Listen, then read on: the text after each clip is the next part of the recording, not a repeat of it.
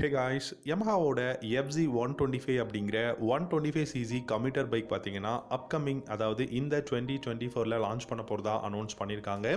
FG மாடலில் 125 அப்படின்னு நீங்கள் ஆச்சரியப்பட்டு கேட்டிங்க அப்படின்னா, எஃப்ஜி மாடல் பார்த்தீங்க அப்படின்னா நம்ம எல்லாருக்கும் தெரியும், நல்ல அஃபோர்டபுள் ப்ரைஸில் பெஸ்ட்டான டிசைன், நல்ல கான்ஃபிகரேஷனில் இருக்கக்கூடிய ஒரு பைக்.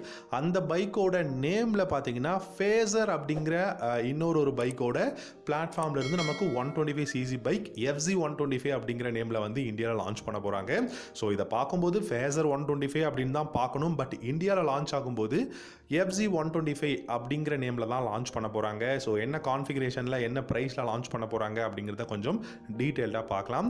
உங்களுக்கு யமஹாவில் இருக்கக்கூடிய பைக்ஸில் எந்த பைக் ரொம்ப பிடிக்கும் அப்படிங்கிறத காமெண்ட் செக்ஷனில் கமெண்ட் பண்ணுங்கள். இந்த வீடியோ பிடிச்சிருந்தா லைக் பண்ணிக்கோங்க, நம்ம சேனல் பிடிச்சிருந்தா சப்ஸ்கிரைப் பண்ணிக்கோங்க. யமஹாவை பொறுத்த வரைக்கும் பார்த்தீங்கன்னா இன்னைக்கு ஒரு நல்ல அஃபோர்டபுள் ப்ரைஸுக்கு ஒரு பைக் வேணும் அப்படின்னா கண்டிப்பாக நீங்கள் எஃப்ஜி மாடலுக்கு தான் போகணும். FZS FI version 3 model, deluxe model எல்லாமே இருக்குது. அஃப்கோர்ஸ் எல்லாமே பெஸ்ட்டான பைக் தான், இல்லைன்னு சொல்லலை. ஆனாலும் ஒரு 125cc ஒரு நல்ல கம்யூட்டர் பைக் இருக்கா அப்படின்னு பார்த்தோம்னா டெஃபினட்டாக இன்னைக்கு வரைக்கும் கிடையாது. எந்த மாதிரின்னு பார்த்தீங்கன்னா இப்போ ஹோண்டாவில் எஸ்பி 125 இருக்குது, ஹீரோவில் பார்த்தீங்கன்னா எக்ஸ்ட்ரீம் 125 இருக்குது, டிவிஎஸில் பார்த்தீங்கன்னா ரைடர் 125 இருக்குது. இந்த மாதிரியான லைனப்பில் ஒரு பெஸ்ட்டான பைக் திரும்பவும் இந்தியாவில் லான்ச் பண்ணணும் அப்படிங்கிறதுக்காக இந்த எஃப்ஜி மாடலில் உங்களுக்கு 125cc லான்ச் பண்ண போகிறாங்க. முக்கியமான விஷயம் ப்ரைஸுங்க. ப்ரைஸை பொறுத்த வரைக்கும் அண்டர் 1 lakh ரூபீஸில் இந்த எஃப்ஜி 125 இருக்க போகுது. ஸோ எஃப்ஜி 125 அண்டர் 1 lakh அப்படின்னா அது வந்து பேஸ் மாடல். ஹையர் வேரியண்ட் 1,05,000லேருந்து 1,10,000 வரைக்கும் ப்ரைஸ் வந்து ஹையர் வேரியண்ட் போக போகுது.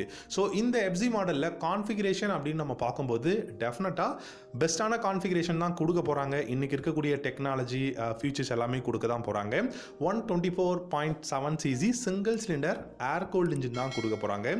இந்த பைக்கில் உங்களுக்கு ஃபியூல் இன்ஜெக்ஷன் கண்டிப்பாக வந்து கொடுப்பாங்க. அண்ட் ப்ரொடியூஸ் பண்ணக்கூடிய பவர் அப்படின்னு பார்த்தீங்கன்னா 11.7 ஹார்ஸ் பவரும் 10.8 நியூட்டன் டார்க்கும் ப்ரொடியூஸ் பண்ணக்கூடிய இன்ஜின் தான் வரப்போகுது.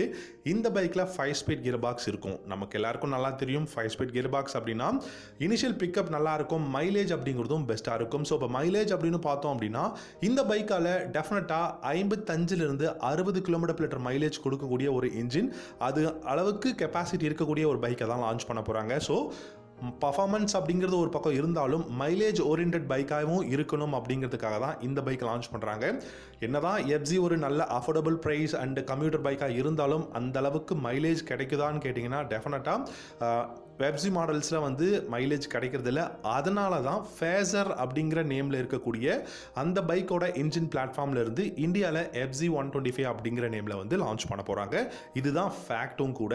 இந்த பைக்கோட டிசைன் இந்தியாவில் இருக்கக்கூடிய இப்போது 2024 மாடலில் கலர் அப்டேட்லாம் கொடுத்துருக்கக்கூடிய எஃப்ஜி 150யோட டிசைன் பேட்டர்னில் தான் வரப்போகுது. பட் அதில் ஸ்லைட்லி டிக்கல்ஸ், அதுக்கப்புறம் பார்த்திங்க அப்படின்னா ஒரு சில விஷயங்கள் ஹெட்லாம்பாக இருக்கட்டும், இல்லாட்டி ஃபியூல் டேங்காக இருக்கட்டும், எல்லாமே வந்து சேஞ்ச் பண்ண போகிறாங்க. ஸோ ஃபியூல் டேங்க் அப்படிங்கும்போது 10 liters of fuel tank capacity, digital instrument cluster தான் கொடுக்க போகிறாங்க. இந்த டிஜிட்டல் இன்ஸ்ட்ருமெண்ட் கிளஸ்டரில் ப்ளூடூத் கனெக்ஷன் அவைலபிளாக இருக்கும். Only for call connect and disconnect, music on off பண்ணிக்க முடியும் அப்படிங்கிறத தான் சொல்லியிருக்காங்க. அது மட்டும் இல்லாமல் இந்த கிளஸ்டரில் கியர் ஷிஃப்டிங் இண்டிகேட்டர் இருக்க போகுது.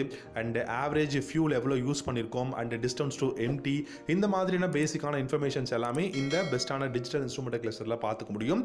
இந்த பைக் பார்த்தீங்கன்னா டைரக்ட் ரைவலாக எனக்கு தெரிஞ்சு டிவிஎஸோட ரைடர் 125 இருக்கும். இப்போ லான்ச் பண்ணியிருக்கக்கூடிய ஹீரோவோட எக்ஸ்ட்ரீம் 125 தான் டைரக்ட் தாராளமான ஒரு பெஸ்ட்டான ஒரு ரைவலாக இருக்கும் அப்படிங்கிறதான் சொல்லியிருக்காங்க.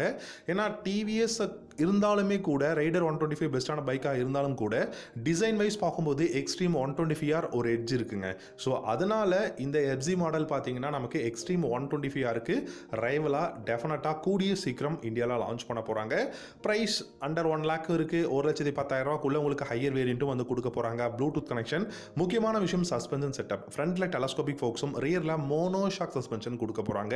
ஸோ இதில் பிரேக்ஸ்னு பார்க்கும்போது front and rear single disc, single channel ஏபிஎஸோட தான் வரப்போகுது. அண்ட் இந்த பைக்கை பொறுத்த வரைக்கும் நல்ல பில்டு குவாலிட்டி, எர்கனாமிக்ஸ் நல்லா இருக்கும். அண்ட் கம்ஃபர்டபுள் அப்படிங்கிறது சிட்டியில் ரைட் பண்ணுறதுக்கு பெஸ்ட்டாக இருக்கும் நம்ம வந்து எதிர்பார்க்கலாம். So thank you so much for வாட்சிங். அடுத்த வீடியோவில் பார்க்கலாம். Have a good day.